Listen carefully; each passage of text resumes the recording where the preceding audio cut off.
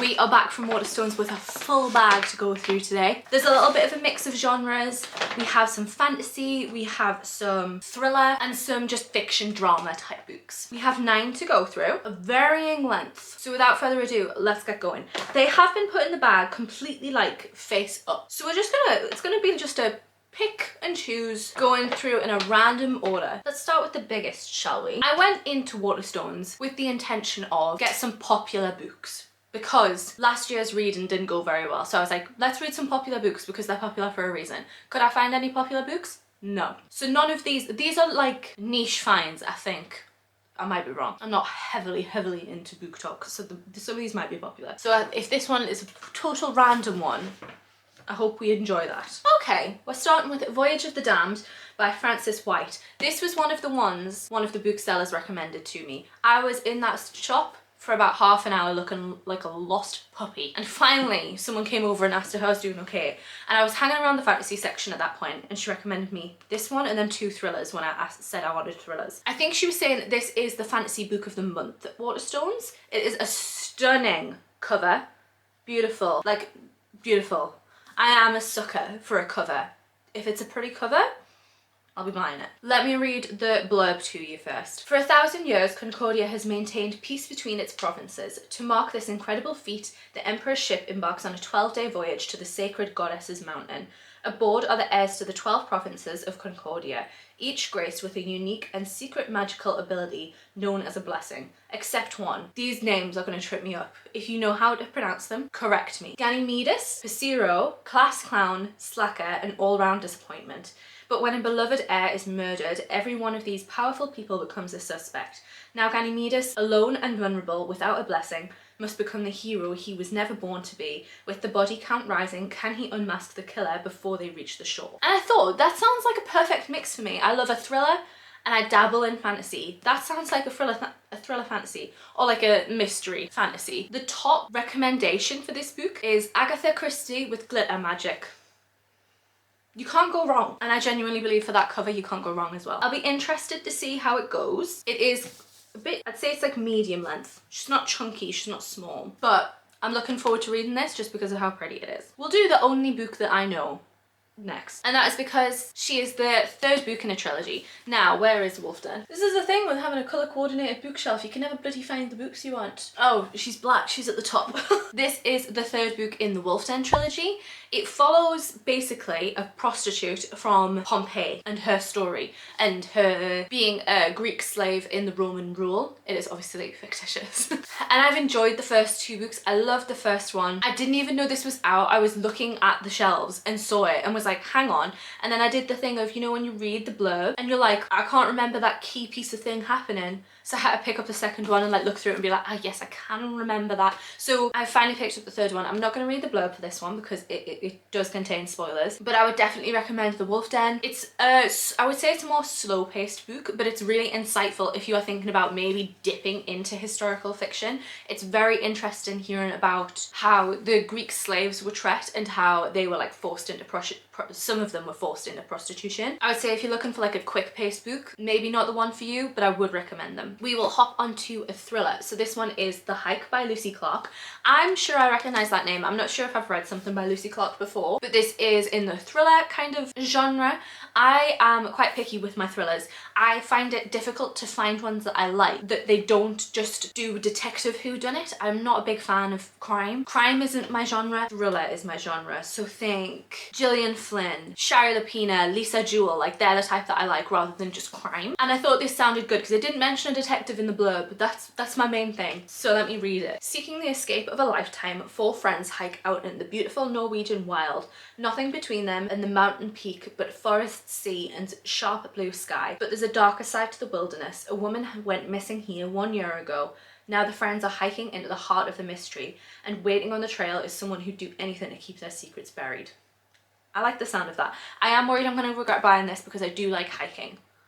I'm already scared of the woods. I don't need to be more scared of the woods. I'm scared this is going to make it worse. But I thought it would be a nice vibe to be like in nature. It might stab me in the back and make me not want to be in nature anymore, but never mind, we're going to go with it. And hopefully it sticks on the thriller side of things. Next lucky dip. Ooh, we have one of the few fantasies that I have in here. So this was in the buy one get one half price, which is beautiful, we love. And the thing that made me pick this up, the cover. Look at how pretty she is. Oh my god, beautiful. Like so stunning. I love like foil or embossing. Oh, I think it's beautiful. So this is Faebound by Saara El-Arifi. It's got so many, what are these called? Recommendations on it. It's got so many. Let me read. As a warrior in the elven army, Gillian knows she'll die on the battlefield, but her sister Lettel, a diviner, we'll go with diviner, seeks prophecies of a better future. When a fatal mistake leads to Gillian's exile from the elven lands, the sisters are forced into the terrifying wilderness beyond their borders.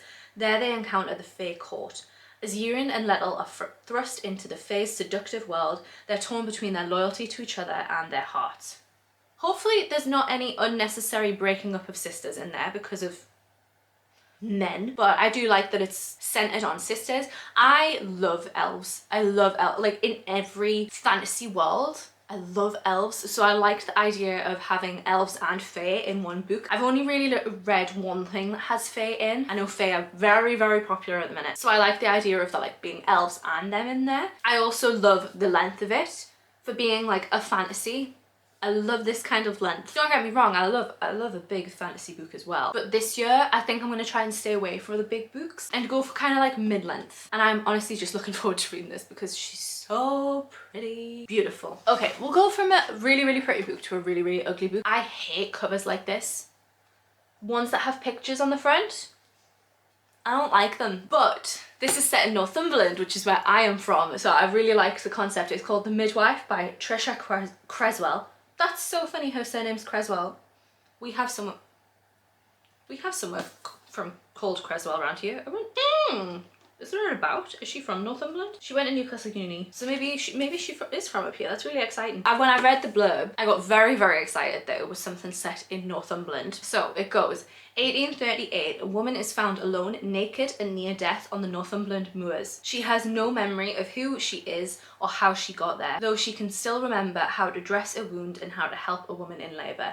With the odds against her, a penniless single woman, she starts to make a life as a midwife, but can she ever be truly safe? In London, Dr. Borthwick lives a solitary life working as an couturier, dealing with mothers and babies in the elegant homes of high society, and volunteering in the slums of the Devil Acre alongside a young widow, Eleanor Johnson. His professional reputation is spotless, but he is harbouring a dark secret from his past.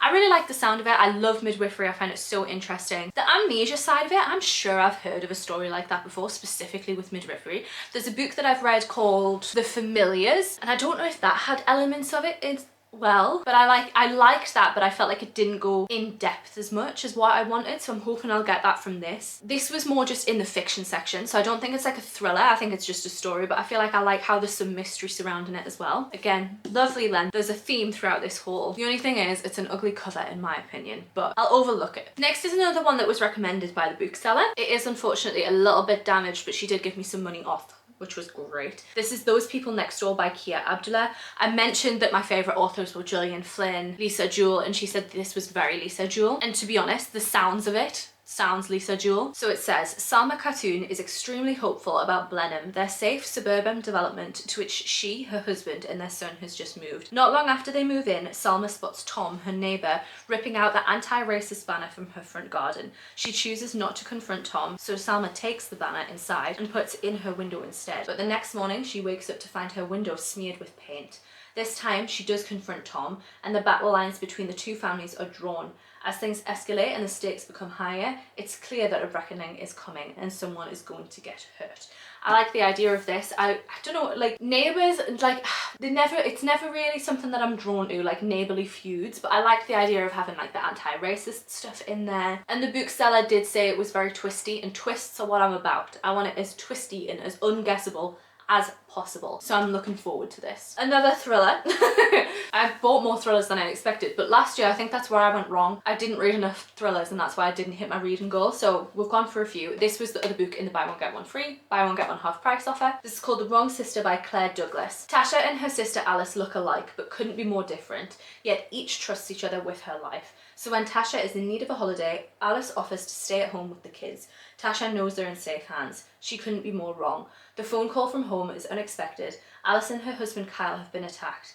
Alice is in intensive care, Kyle is dead. Then the note arrives addressed to Tasha, it was supposed to be you. I just think that sounds interesting, I like it. And the top quote at the top is, a real treat for psychological thriller fans.